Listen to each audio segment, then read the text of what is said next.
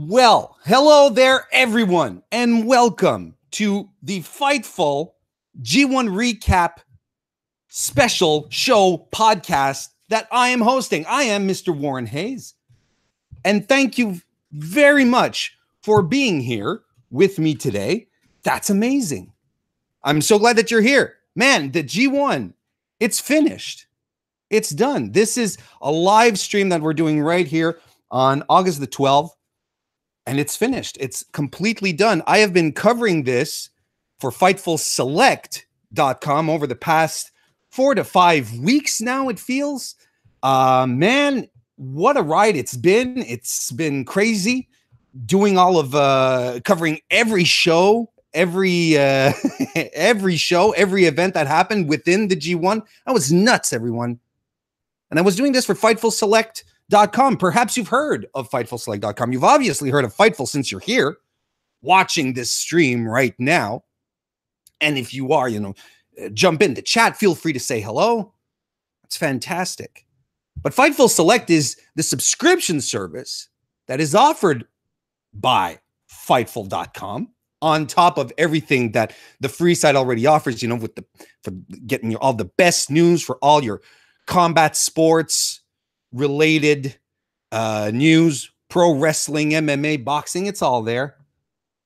FightfulSelect.com offers you tons more content, not gated content that you think you have accessible, but you need to pay for. No, this is extra content. You get a whole bunch of members-only podcasts. You get the Weekender podcast hosted by Sean Ross Sapp, who wraps up the week in wrestling news, reviews non-WWE shows such as Lucha Underground, Impact, Ring of Honor, even talks about being the elite, since being the elite has become such an integral part of certain wrestlers getting over and part of Ring of Honor and even New Japan storylines. You got to check that out.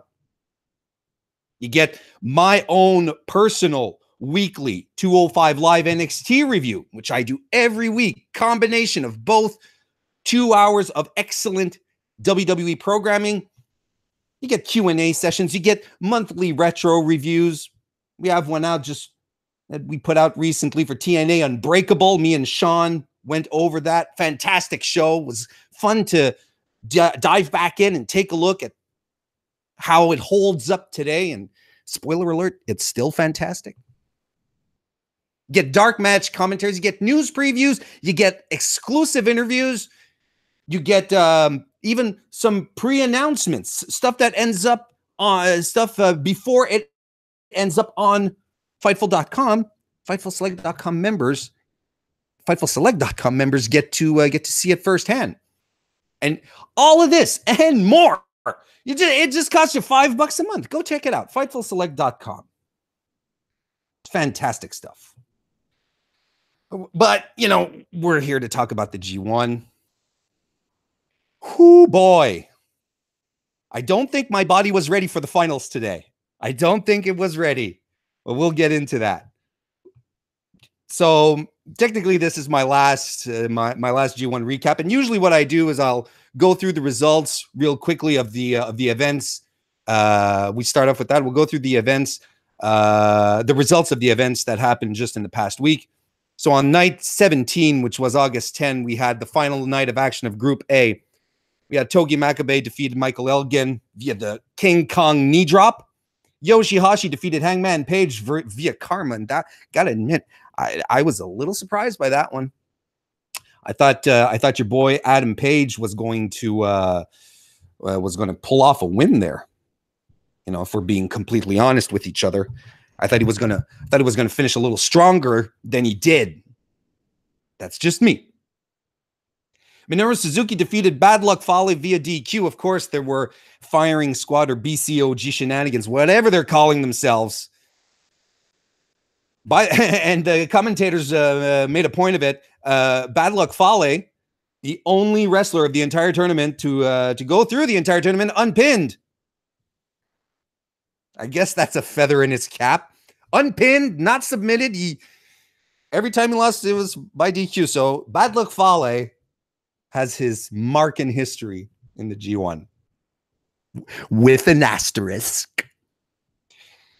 Evil defeated Jay White via Everything is Evil. Now, I don't want to get into this match too much, especially since it doesn't have any real implications on what we want to discuss and what we're doing here going forward. But you know, I don't know if you guys saw this match, but I felt like Jay White wasn't desperate enough to win this fight. Let's go back into context. If at this point of A block, Tanahashi had 12 points, 14 points, and Okada and White were tied at 12.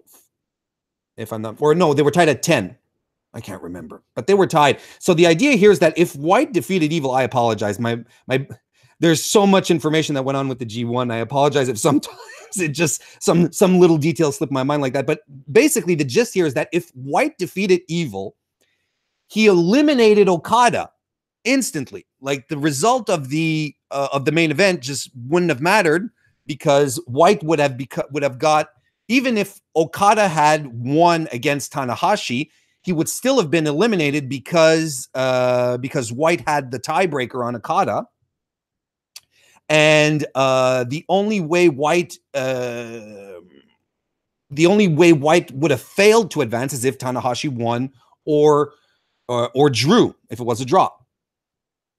So you would have thought that Jay White, cheater extraordinaire, sniveling little punk that he is, you figured that he would have given a maximum amount of underhanded tactics to really, really try and make it, but you didn't feel that urgency in the match. And I thought that took away a little because Evil was in the position of being a spoiler here, and he did ultimately spoil it for Jay White. But I felt that was missing in the story of this of their final match. I felt Jay White could have gone.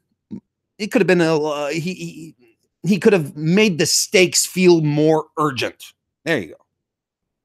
And finally, in the main event of that night, of course, we all know by now, Hiroshi Tanahashi and Kazuchika Okada went to a time limit draw. And we're going to talk about that match in a bit. In a lot more detail. Night 18, the final night of block action, Block A, August 11. Yano defeated Tama Tonga via disqualification when Tonga attacked the ref. Now, you know, Yano's matches throughout the entire G1 have been super entertaining. And these are not your 5-star classics. These are not the matches that you are going to cry over or going to keep you on the edge of your seat, but that's not what Yano's for. He understands what his role is in New Japan. Yano's matches were all fun. No matter who he was with, they were all super entertaining. Were a nice little break or a good way to start the match, depending on their positioning. But Tama Tonga, you have to leave it to Tonga to carry Yano to his least entertaining match of the G1. That was a bit of a disappointment, if we're going to be perfectly honest here. Because everything ended up in shenanigans. And then New Japan President Harold Meish, I think I'm not sure I'm pronouncing that right, and Chairman Sugabayashi came out with officials to stop the firing squad from interfering, right? And they had this whole thing where, you know, they even put out a statement saying that if anyone were to interfere in these matches, they'd be suspended for 3 months. Well, they actually had to toss them from the building. And even later on in the evening, the announce team said that the firing squad had been kicked out. And I know this is a rare occurrence too. This doesn't happen. This doesn't happen very much. It's pronounced May. Thank you, Pro Wrestling Unlimited. Thank you. It's pronounced May. Harold May. I wasn't sure. But the fact that we have authority figures appearing on camera and getting involved in storylines like this doesn't happen very often. I've seen quite a few comments online of people getting a bit worried that they might be going a WWE route down here, especially since Harold May showed up once again tonight, depending on whatever time you watch it. But on at the finals, people are starting to get a little wary that maybe this might actually turn into an authority thing. We'll see. I think it served its purpose. I'm not too. It didn't bother me all that much. I feel it. I think it served its purpose. Juice Robinson then on the same night, Juice Robinson defeated Hiroki Goto via Pulp Friction. Tomohiro Ishii defeated Sonata via the Brainbuster, which kind of looked more like a suplex. I'm not sure he got it all in, but anyway. Zack Sabre Jr. defeated Tetsuya Naito with the Zack Driver. We're going to talk about that match in a little more detail in a bit. And of course, Kenta Ibushi defeated Kenny Omega, the match that made a million hearts cry, with the Kamigoye. Again, we'll be talking about that match very, very shortly.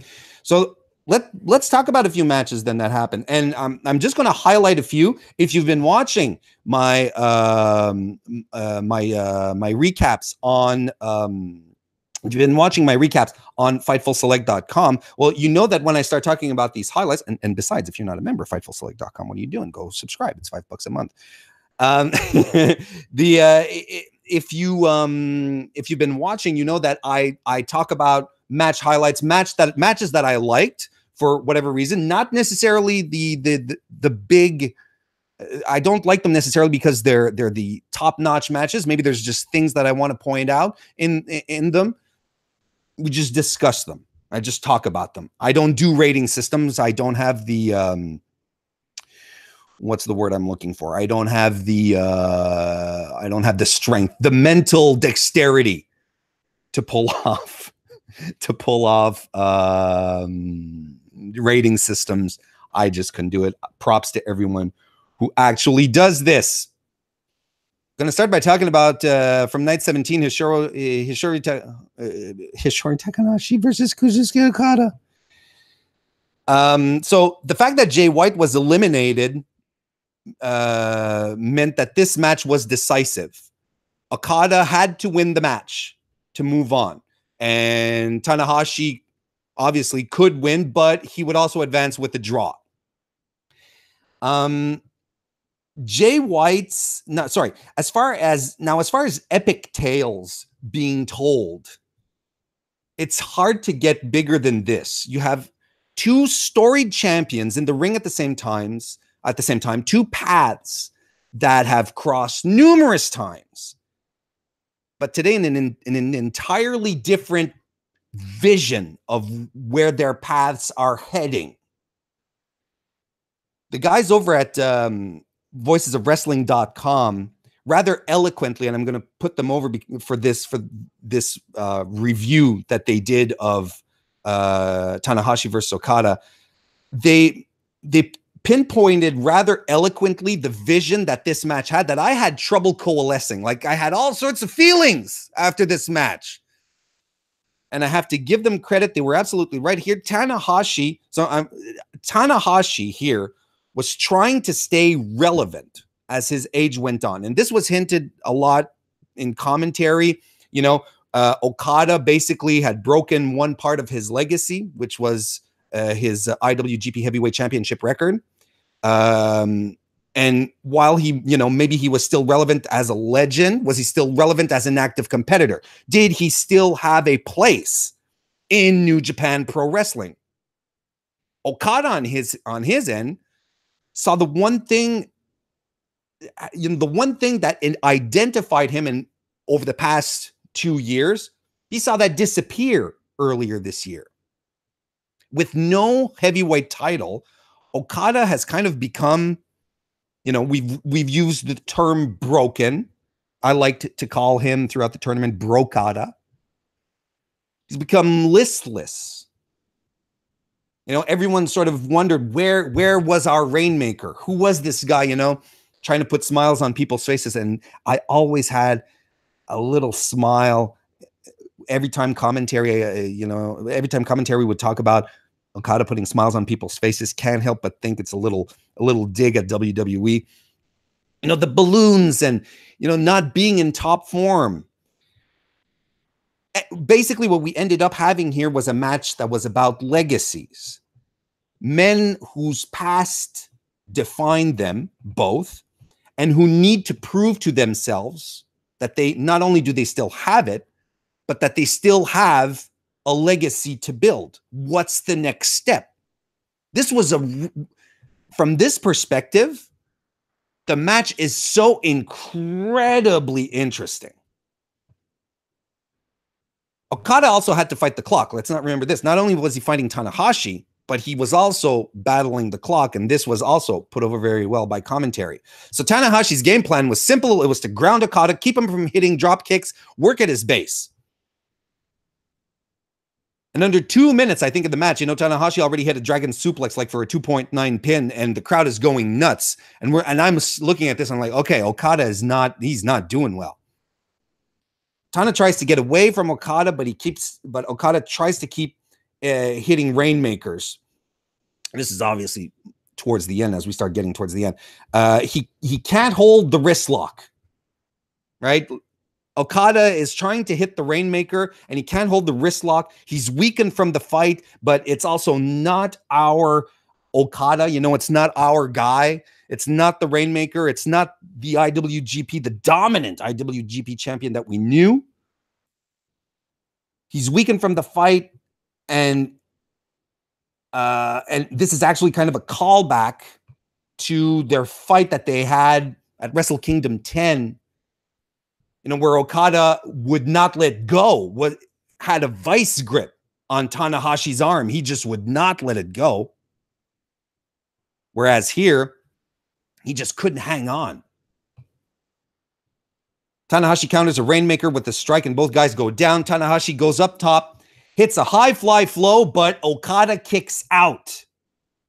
And Tanahashi goes up one more time as time expires. It was shocking to see how much of this match Tanahashi dominated. Like, Okada was never really, even in the moments where he was in control, he was never really in control. He was always like he was a beat behind Tanahashi on this. The time limit draw was so well done, and it held up to the drama till the very, very end. And Okada just showed he wasn't ready to give in, and Ace didn't want the draw because he was going straight back up for another high fly flow. And you sort of wonder what would have happened after that second high fly flow, because Tanahashi has gotten himself into trouble. He's gotten himself into trouble a couple of times going for a second high fly flow, and his opponent kicks out, and then there's a reversal of fortune that happens. So, if they had maybe 10, 15 minutes more, the point here as well, not only does this finale protect Okada, makes Tanahashi look really, really great. Like, he can still go. He can still hang for 30 minutes. And this was important to establish here going into his match with Ibushi. Although we didn't know that it was with Ibushi, but it's still important to establish that Tanahashi still has it. If he needs to go, he's going to go. The point here as well is that we have these two guys within 30 minutes. They can't contain. They can't stay contained. If remove the time limit draw, then see what happens. Their business, Okada and Tanahashi, is not finished. We're not done yet. I love this match. Up until this point, this was my favorite match. Up until today, this was my favorite match of the tournament. It was crazy. Let's move on to night 17. We had Tomohiro Ishii versus Sanada. Tomohiro Ishii, the MVP of the tournament, and I think fight me if you. I think it's hard to deny he's had excellent match with everyone's and everyone. That's how good he was. He was able to pluralize everyone. That's how amazing his matches were. For two guys who no longer had stakes in this tournament, Ishii and Sanada both on the final night. Did I say we were going to night 17, night 18, right?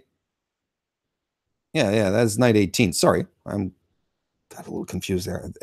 This is all on night 18. I think I said night 17. Anywho, For two guys who had no more stakes, they just went to war for no particular reason aside from just fighting each other. There were some great moments. There was this one moment where Sanada gets skull end locked in. He drops to the mat. Ishii escapes, but Sanada gets him back into skull end. He releases it after a short while, goes for a moonsault, misses, lands on his feet, but Ishii chop blocks him. Sanada fights back, gets with some strikes, hits some uppercuts and a beautiful tiger suplex for a really, really great near fall, like another 2.9. He heads up top, misses the moonsault. Now, after this moonsault, I want you to close your eyes. I want you to imagine, all right, are you all closing your eyes, everyone? Imagine, if you will, the shape, the form of Tomohiro Ishii, and he's right across the ring from you. Now, I want you to imagine the shape of Tomohiro Ishii running towards you to deliver a shining wizard to your undeserving face. That's a hell of an image right there. Sanada got a shining wizard. Ishii then follows up with a huge lariat, covers, only gets two. It ends with the brain buster. They just went all out on each other. And you know, Sanada is, you know, he's kind of a nice man in the ring. He doesn't show much emotion, much feeling, much expression. But man, when he's in these big match situations, these really competitive situations, then he starts growling, he starts shouting. It's kind of turns into a trademark of his big matches now. They had super chemistry. The crowd was super into it. This was a great match. Check it out. Tetsuya Naito versus Zack Sabre Jr. Now, this was the situation going into Night 18 in the two final matches of Block B.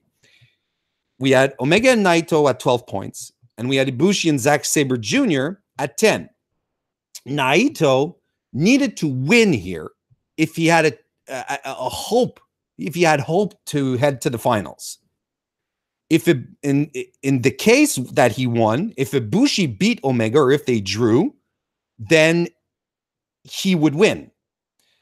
If he lost, he would be out of contention because whether Omega or Ibushi win, they both have the tiebreaker on him.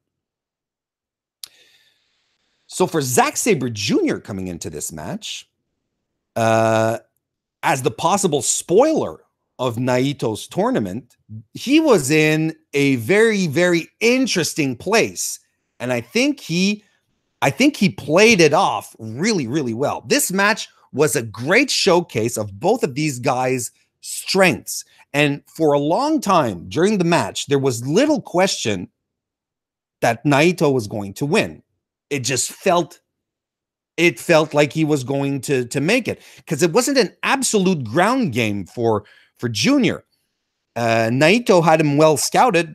That doesn't mean that Zack Sabre Jr. didn't get his moves in, didn't get his holds in, but it wasn't.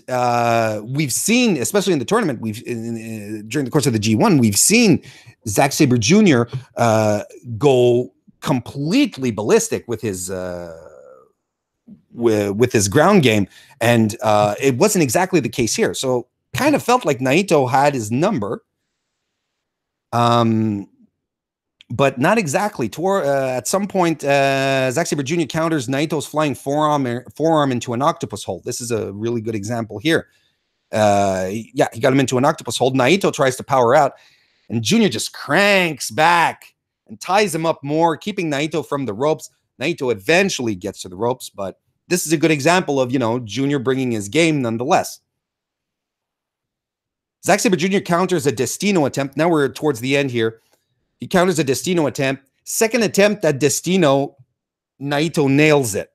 So then he goes for another Destino, but Zack Sabre Jr. counters that into the Zack driver and gets the spoiler win. So that effectively took Naito out of contention. And what's interesting here is that this was, I think, if my memory's correct, and I'm sure some of you wonderful people in chat right now will be able to correct me if I'm wrong, but I think that this is the first time Junior pulled out the Zag driver, or the Michinoku driver, which he had, aside from the preliminary matches, I mean, in his tournament matches, in his tag team matches, I think he used it. But yeah, since Taka Michinoku basically said, yeah, sure, go ahead, use it. I think it's the first time that he uses it, and he gets a huge win. I mean, you know, Junior was out of contention at this point, regardless, but it was still really interesting to see him do this. I mean, after all, you know, his portrayal is a bit like he's a petulant sociopath, right? And he generates heat just by being a complete dick, from just spoiling stuff all the time, spoiling other guys' offense. So why wouldn't he spoil Naito's ultimate gold here? Goal, not gold. But I mean, ultimately it leads to gold, but the word I wanted to use was goal. So that was really cool. That was a fun match. And I'm gonna have a drink here. Because I'm getting excited. And when I get excited, I get thirsty. Kenny Omega versus Kenta Ibushi. Ibushi and Omega said last year that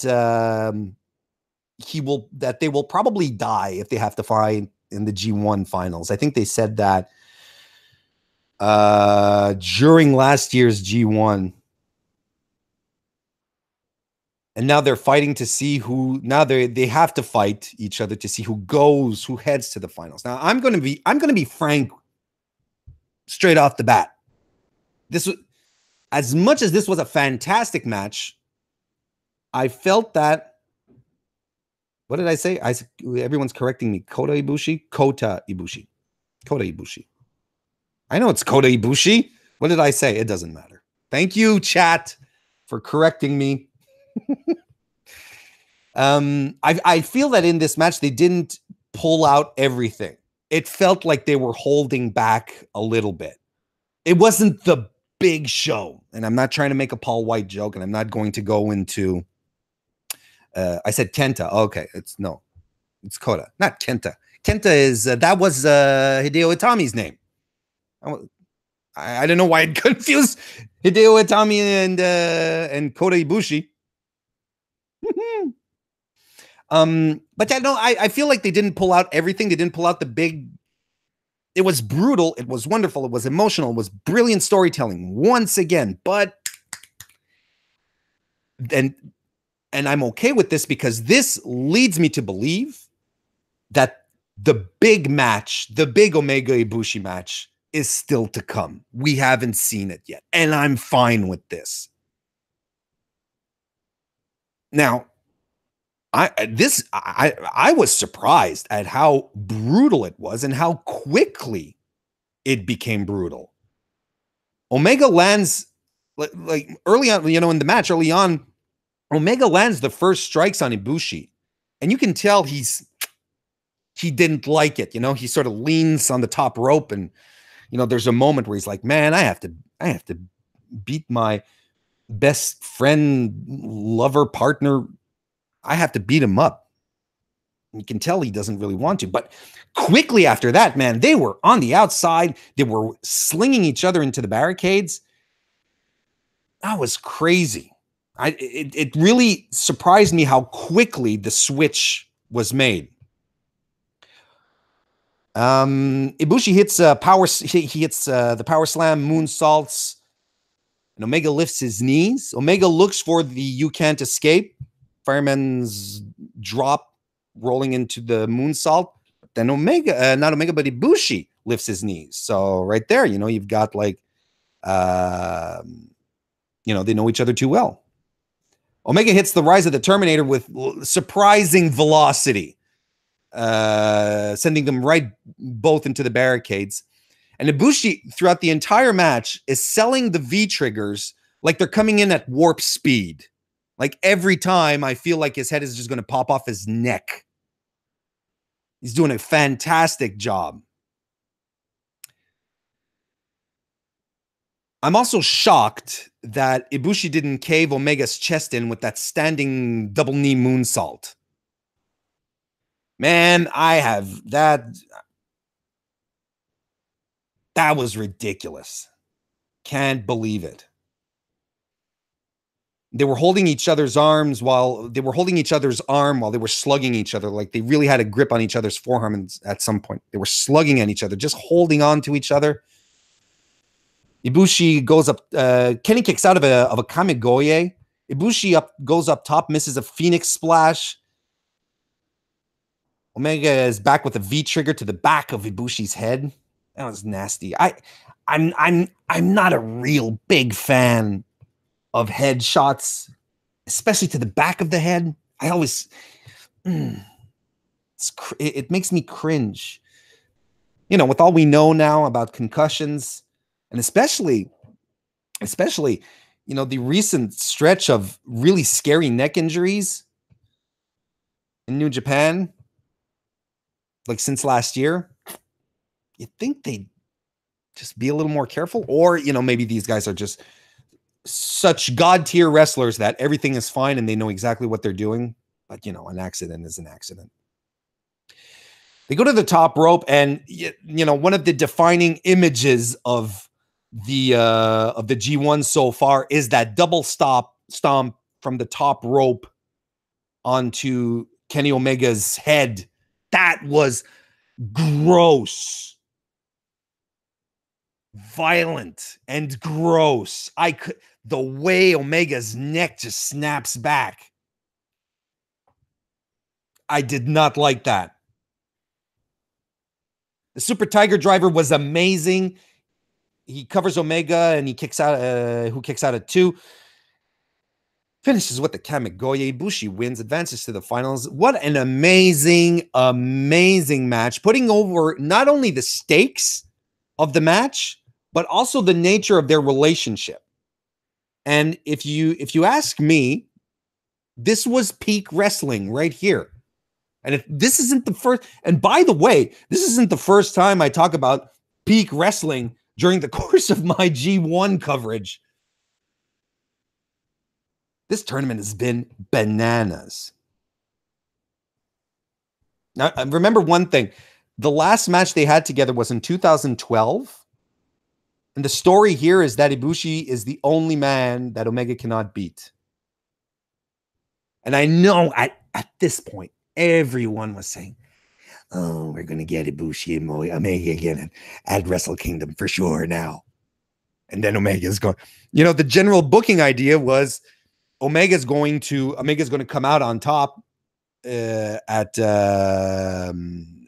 going to come out on top at Wrestle Kingdom, finally having beaten the man that he cannot beat.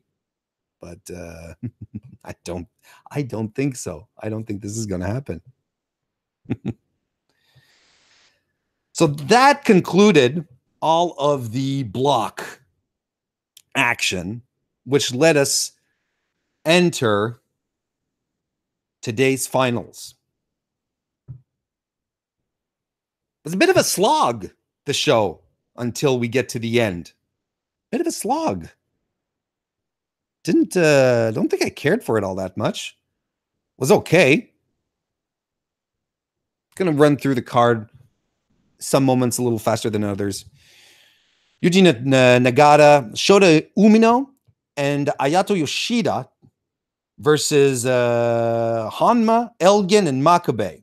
Hanma is another good example, back from a near paralysis because of an accident. He's on his comeback trail, which is fine, and he's going in SOV doing 6-man tags. That's great, but that happened last year, early 2017, right? Let me check here. I think that's what it is. Yeah, exactly. And then Shibata after that. Anyway, it's just I don't want my, see, I'm the kind of fan who wants my wrestlers, but all wrestlers to have long, fulfilling careers where I can enjoy them for many, many years without having to feel terrible that they put themselves out there so horribly for our very selfish entertainment that they become invalid. I don't want that. I don't want that from any wrestler. Anyway, back to the opener. It was a fine opener. It was nothing special. It was nothing rotten either. It was, a bit of a showcase of Elgin, Makabe, and Hanma. It was fine, but it was short. I think that's what's its saving grace was. Toa Henare versus Bad Luck Fale. I guess we were all kind of expecting Henare for them to swerve us and have Henare join the firing squad BCOGs. But no, they swerved us by giving us a squash match, a Fale squash match. Grenade, Bad Luck Fall, covered for 3. I mean, Henare got some offense in. It's not as if it was a complete dominance. He got some big shoulders in, a flying shoulder tackle, but I was really expecting something else here. I was expecting it to be a non-match. It was a match, which was still kind of a non-match. And you kind of wonder why they put it on the card. Didn't serve much of a purpose. Yoshihashi and Hiroki Goto versus Taichi and Iizuka. Takashi Iizuka. Taichi comes to the ring and does his whole song thing. There's no sign of Iizuka. But so then the Chaos guys arrives and Iizuka attacks them from behind with the chair. So it was their plan all along. What a sneaky, sneaky Taichi. He removes Iizuka's muzzle at some point, and then the biting ensues. He starts snacking on Yoshihashi, bites Goto.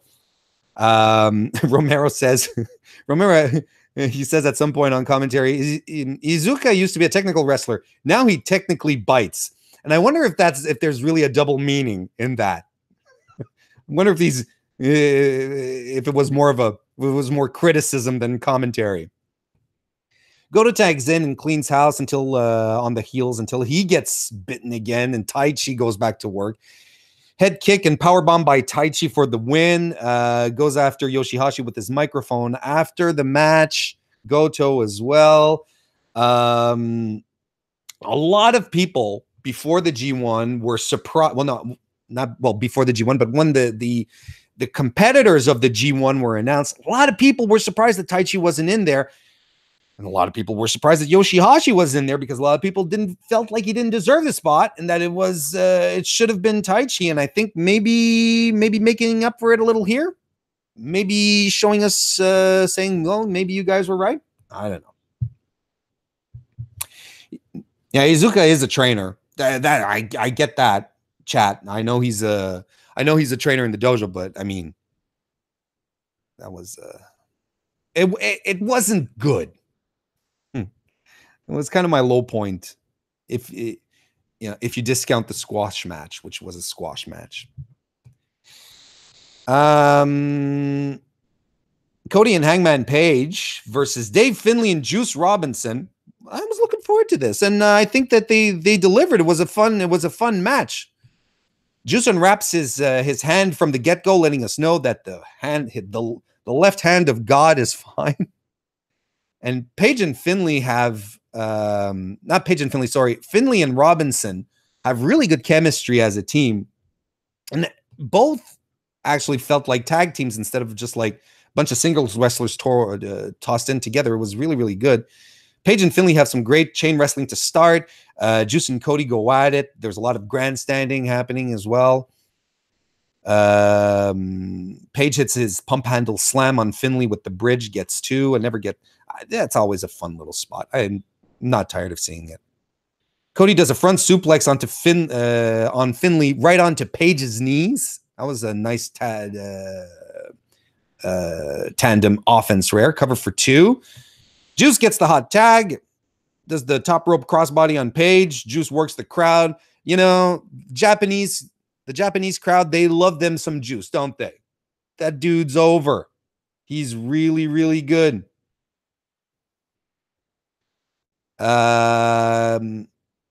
Cody's in the corner where Page is seated, puts him in the tree of woe, and he cannonballs on both guys. That was cool. The heels are back in control. Cody hits a power slam, and Page hits the running, shooting star press for 2. Cody mocks Juice's punches, but Finlay comes in for the double team flapjack, which was another nice little bit of tandem offense that didn't feel like 4 singles guys. Like I said before, I'm repeating myself, but it didn't feel like 4 singles guys in a tag team match. It was fun. Cody struggles out of pulp friction. Finlay runs in, but Page nails him with the buckshot lariat. Pulp friction is reversed into Din's fire by Cody for the win. Now, the really interesting part here is that Cody grabs the U.S. title and cuts a promo on Juice. And he says, that, everyone's been saying that Juice Robinson is improved. I don't think you've improved. All you've done here is a bad impression of Kairi Sane, which I thought was amazing. And he declared himself as the next U.S. champion. So there's another contender for Juice's U.S. title. He's got a rogues gallery.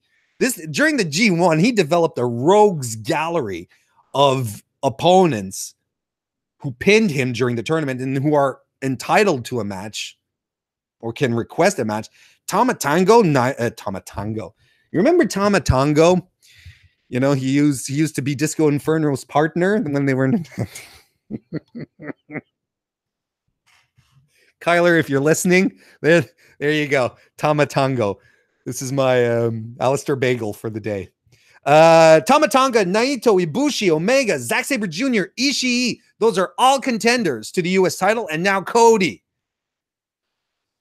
I wouldn't want to be in Juice's shoes. Guerrillas of Destiny and Tajiri Ishimori, the Bone Soldier, versus the Young Bucks and Marty Scurll for the never open weight 6-man tag titles. I guess Ishimori is officially BCOG now. That we've got that one out of the way.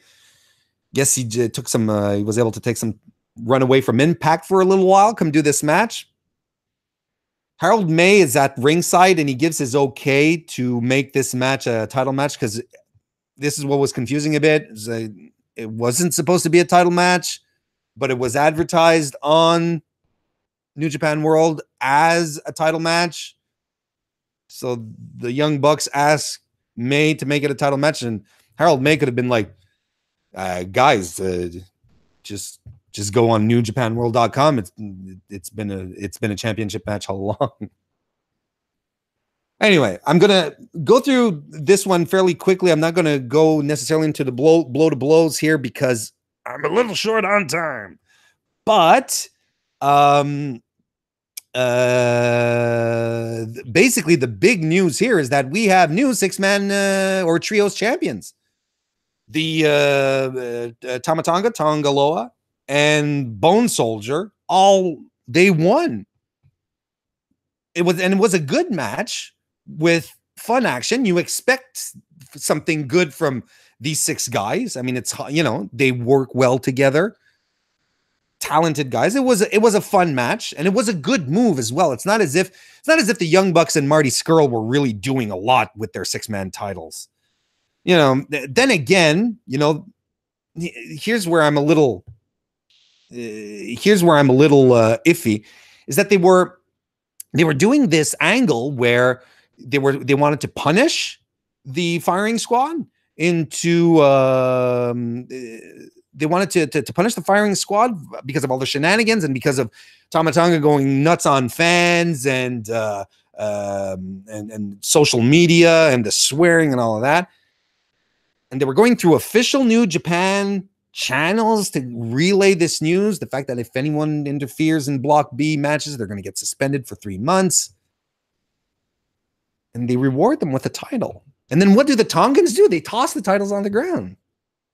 I mean, I get it. It's fine. It's heat. We're really in here for just to beat guys up. It's not about the titles. And why bother then? And then I felt bad for I felt bad for Ishimori because maybe Ishimori was like, yeah, I'm in this for the titles. Cool, we won a title. And Tonga just tosses them. Maybe he was like, dude, I'm kind of happy. But I get it. I get it. You know, I know it's disrespectful, and I know it's part of the mystique. I get it. I get it. It's just weird that they just go ahead and reward them. Again, going through these quickly: Bushi, Sanada, Evil, and Naito, LIJ versus El Desperado, Kanemaru, Zack Sabre Jr., and Suzuki, the Suzuki Gun dudes, in this war that never ends. It was fun. I think if you've seen an 8-man LIJ Suzuki Gun match before, you've seen this one as well, but it was good. The match ends when Sanada ducks the miss by Kanemaru. He hits the skull in on him, and he taps out. LIJ win. After the match, Suzuki destroys all of the young lions who were there. He was really mad that he didn't win. And they did the fist bump at the end, the LIJ guys. Man, I really believed Takahashi was going to pop up and go do the fist bump. That would have been a nice moment, but that's fine. Let's just leave them go. They didn't reward the Tongans. Andrew says the Bucks and Marty blew it. No, storyline wise, I get it. Like I said, I get it. Storyline wise, that was the story of the match.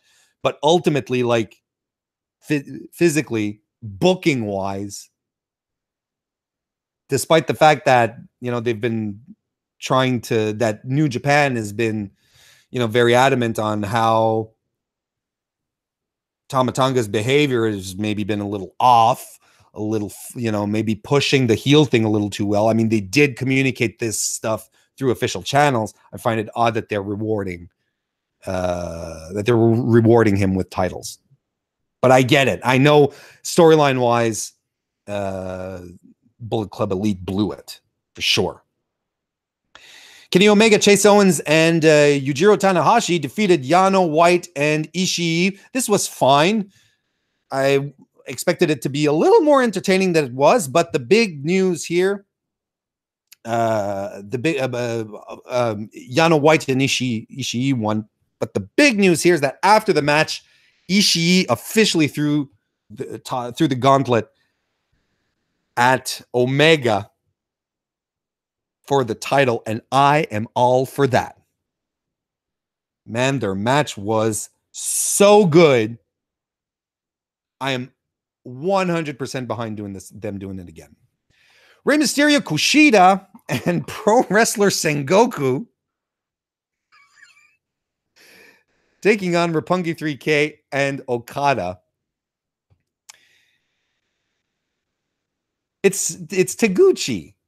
Pro wrestler Sengoku is Taguchi, and you know, all throughout commentary, it's like, oh, he's doing a hip strikes. Oh, how dare he take Taguchi's offense? And you're going like, he looks familiar. It was very, very cheesy, and especially in the age of internet where you can just look this stuff up. There was no big mystery. My highlight of this match here is Rey Mysterio and Okada. Look, this match was overall, it was rough overall. But I feel that Mysterio and Okada have things to do together. I think I actually want more of this. The exchanges that they had were short, but so very interesting. I especially liked, even though it was I liked the spot where Okada cut off a 619 with a drop kick. I thought that was cool. And man, the crowd was ready for a 619, weren't they? Because when Okada hit it, the audience just booed him the hell out of the building. Sengoku was a sponsorship thing, Andrew says in the chat. Look, dude, I don't know what they were sponsoring. That was, I guess I'm not super aware of of many Japanese products that are involved in New Japan cross-promotionally. Let's get to the main event, shall we? Hiroshi Tanahashi versus Kenta Ibushi. Just to make sure y'all paying attention.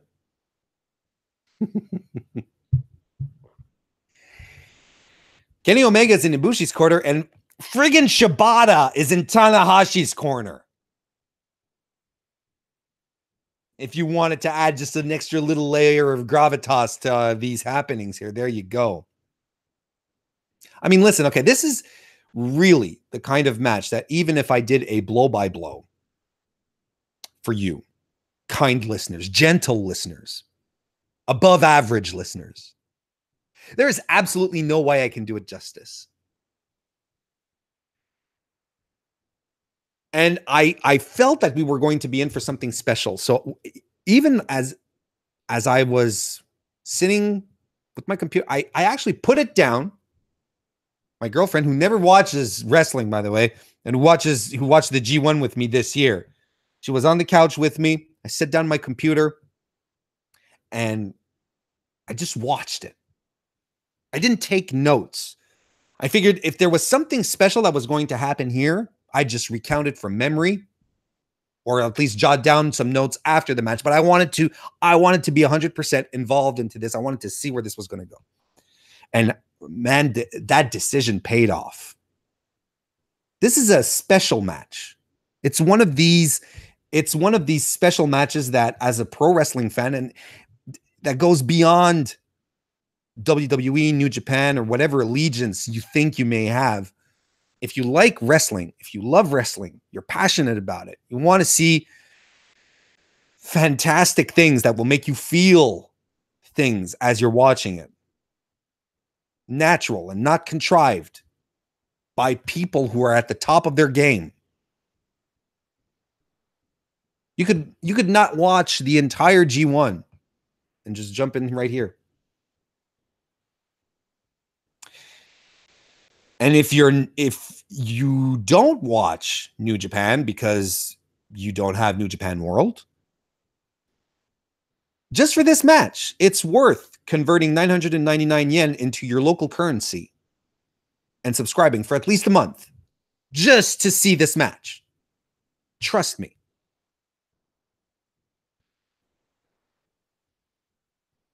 The build to this match from start to finish was exquisite. The crowd is into it. They're super hot and they haven't even touched each other.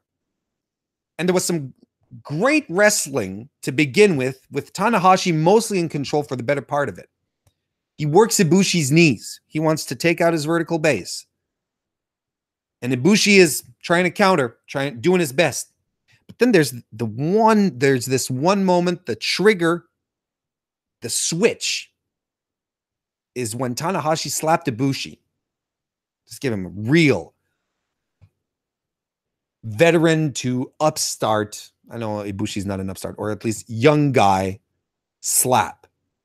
And Ibushi's strategy, demeanor, everything changed from that point on.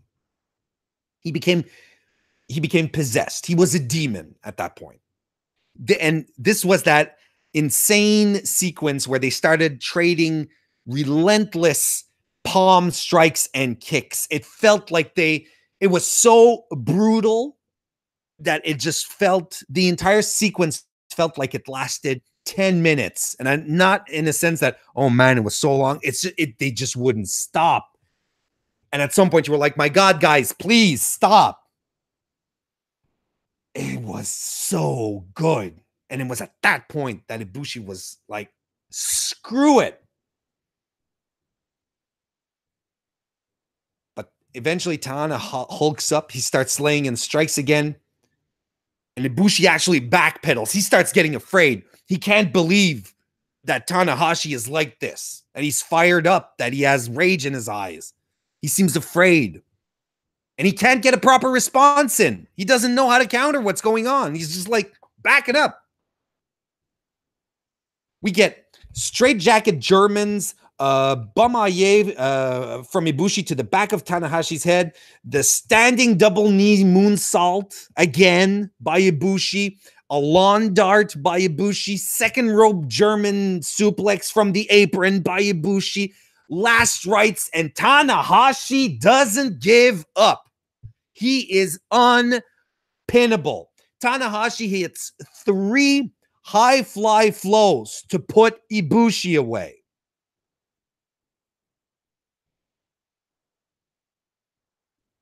This, you know what? Hot take. This was better than Okada Omega 4. How about that? For me. I'm not expecting you guys to agree. But as much as I loved Okada Omega 4,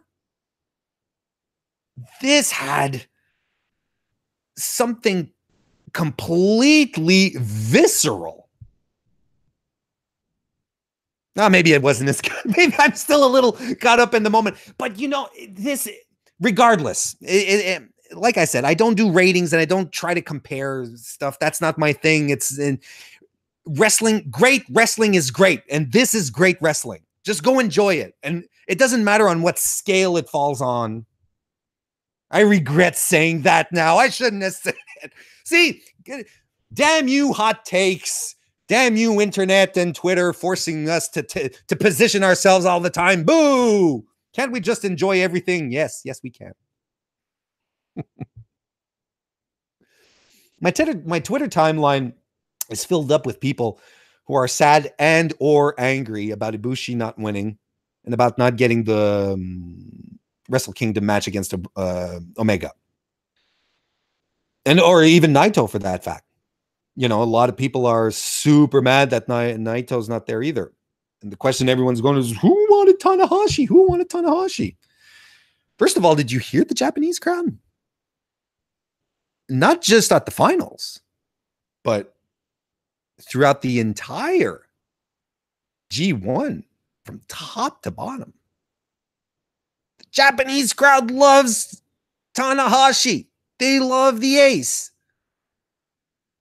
From beginning to end, this guy is over. He's always been over, and he is considered a legend. He's a guy everyone loves. So they wanted it. Second of all, I didn't know I wanted it. I didn't know I wanted Tanahashi or Omega. And this is the entire story. It turns out that this is the entire story of the G1. This is Tanahashi establishing himself once more as a guy who can deliver in the top match. The old vet that people are discounting from the get-go. I want show of hands. People who actually picked Tanahashi to win the G1. Show of hands. You got to be honest. I don't think anyone saw this coming.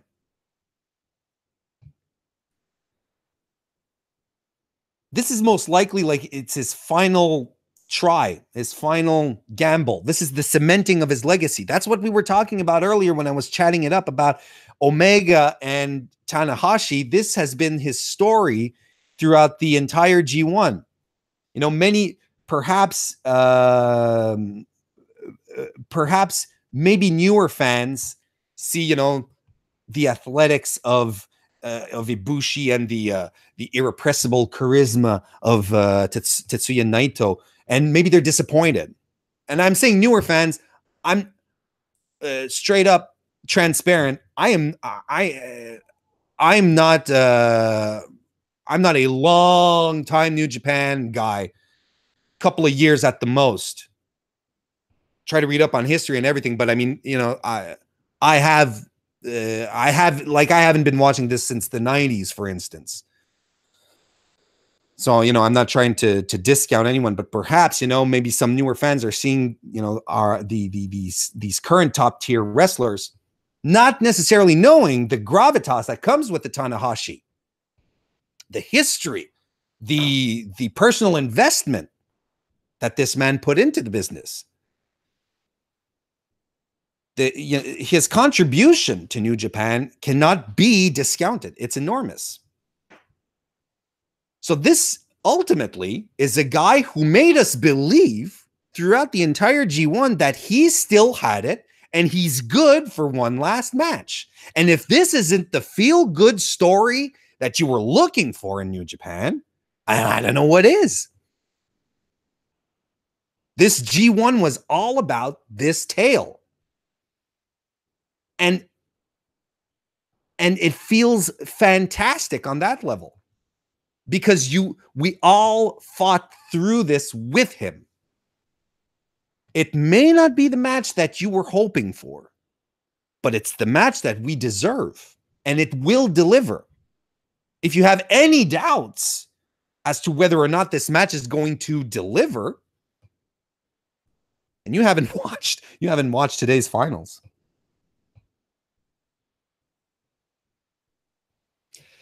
Oh boy. Just go watch it. You don't even have to watch the entire entire G1. But if you wanted to, there has been a double baker's dozen of extraordinary matches throughout the G1. I don't even know where to start if I'm supposed to start picking what my favorite matches were. I mean, I remember when it was on night 2 and we had Omega versus Naito, which is a match of the year candidate. And we were like, this can't get any better than this. It was so good, but it was just the second night. We had 16 more nights to go, plus the final. And look at what we got. Omega versus Naito night 2 is amazing. Everything Ishii has done. Check those out, especially Goto and Ishii on night 6 and Ishii and Omega on night 14. And Omega Ishii on night 14 is probably going to turn into your preview to their upcoming IWGP match. That's going to be crazy because what they did during the G1 was nuts.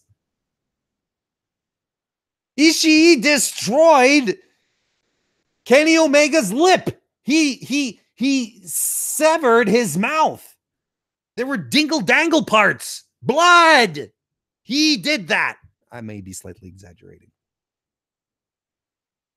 But since Ishii came to today at the finals, threw down the gauntlet and told Omega, handed him the IWGP championship title and said, look, I'm next.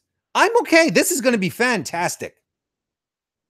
Zack Sabre Jr. and Ishii on night 8 was great too. Naito and Juice on night 6, I really liked as well. Okada and Suzuki on night 13. Oh, man, there's so many good matches. And then the last few nights, Okada Tanahashi, man, that's something special too that happened there. Ishii Sanada on night 18 again. They didn't have to pull out the match that they did. They were out of contention, but holy hell, what a fight. Junior Naito on night 18 and Ibushi Omega again on night 18. Sanada Ibushi on night 8 was also really, really good. There's just so many good matches. And of course, the final here. Just as we wrap up, a couple of quick stories. What were some of the stories that some of the takeaways? Juice Robinson is super over as a babyface. It wasn't his greatest performance. The overhanging arc of the entire match. Performance-wise, as far as points, score, advancing in the tournament. He had on that end, he had a pretty sucky tournament. But there was the overreaching arc that his left hand was broken, so it kept him from using all his offense. But it didn't seem to hurt him, and he kept on pushing working that that underdog angle. The New Japan crowd, they eat that guy up. They just eat him up.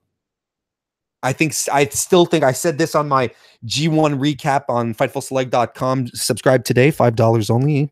That I think it's hilarious, these reports or these rumors that WWE has been contacting him to go back. He's not going to go back anytime soon. Maybe not never, but definitely not now.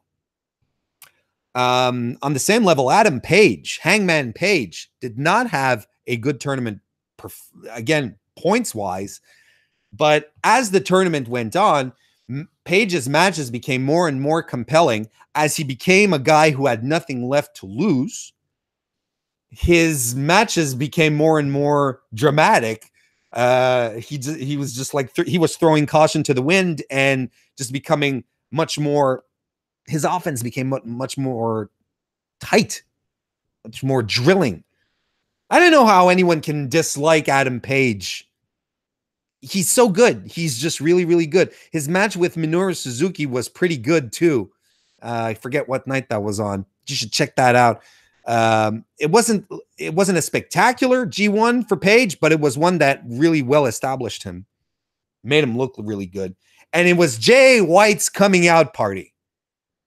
Man, that scummy John Cusack toadstool, he just came out as a heel.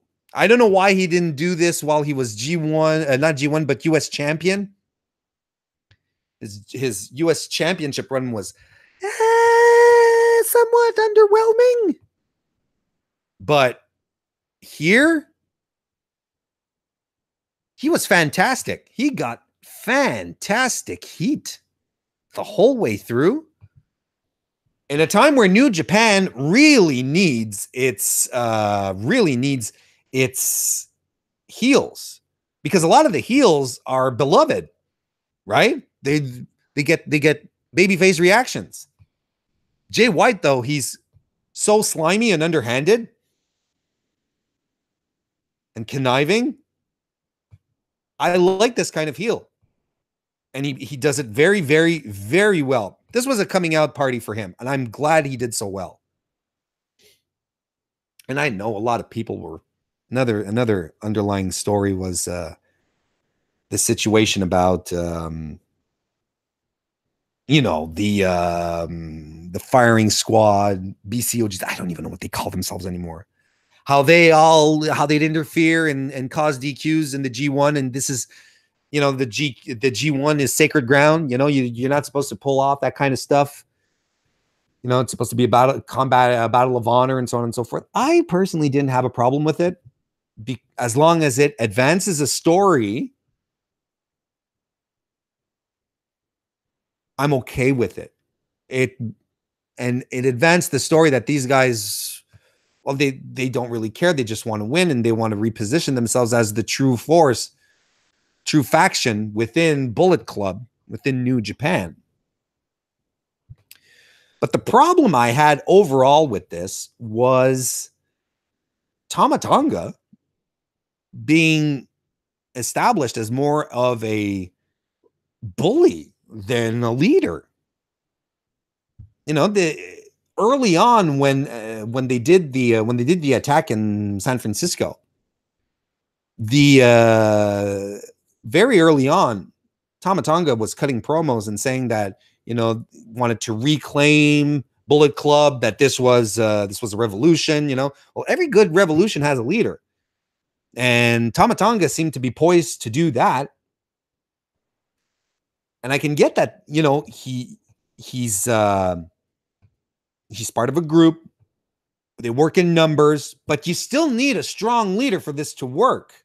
Still need someone who can actually pull off a win without having the guys screwing everything up. I mean, what it could have, to me, his match with Kenny Omega would have been much more compelling had he turned around and said to Fale and Loa, "Go back, guys. I got this. I don't need your help." Okay, have them lose anyway. It doesn't matter. But, just make it happen so that he can win some matches and actually look strong, because he doesn't come across as a compelling leader, a strong, compelling leader.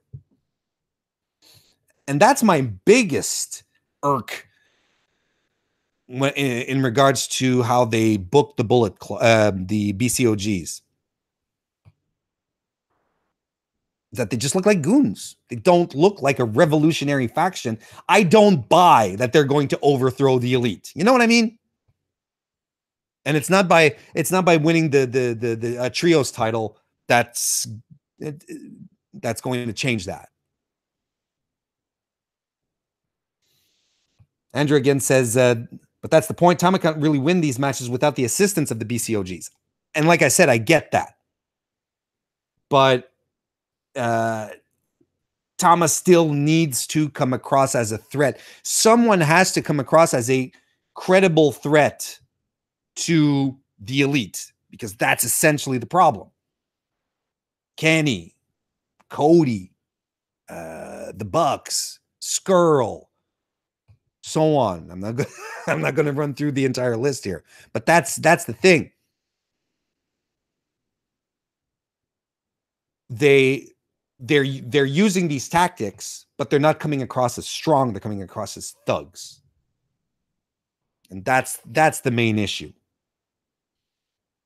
No, I get it, Andrew. They worked as one faction, just like when Balor and Anderson originated it, fine. But then at some point, you have people coming out and winning singles matches and actually looking strong, and not just looking like a bunch of guys who run in with chairs. But I understand the point. That's my only problem with how they were booked this entire G1, is just like they just coming in to mess up stuff. At the same time, it's good heat. You can't argue with that. It's very good heat, and it's better heat than calling out Army veterans on Twitter, or Roman Reigns, or grabbing the throats of fans. It's much better heat. So there you have it, guys. That's how we wrap up. It was an extraordinary G1. Is it better than last year's? I don't think I want to compare. I really, really liked this year. I really enjoyed it from A to Z, and I appreciate the fact that I was able to share this and do some coverage and talk about it on FightfulSelect.com, and to close it all up right here on Fightful.com.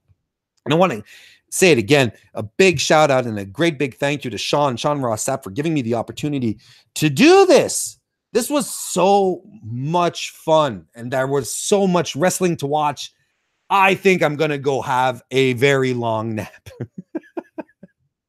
And thank you all for tuning in today, coming in to watch the stream. Remember, FightfulSelect.com, $5 a month.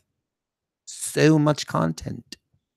If some of you are FightfulSelect.com, Fightful Select members in the chat right now, you already know how great it is. So why don't you share? Why don't you tell the others that how great this is? How great FightfulSelect.com is. How it adds to the enjoyment of your day and your overall appreciation of the sport of kings, professional wrestling. And in case you didn't know, I also do things on the side on my end. You can follow me on YouTube. Just go to tinyurl.com/Mr. Warren Hayes. You can find me on Twitter at Mr. Warren Hayes. I'm on Twitter quite a lot. Just ask my girlfriend. Thank you so very, very much for joining me today for this wrap up. Guys, I will see you next time.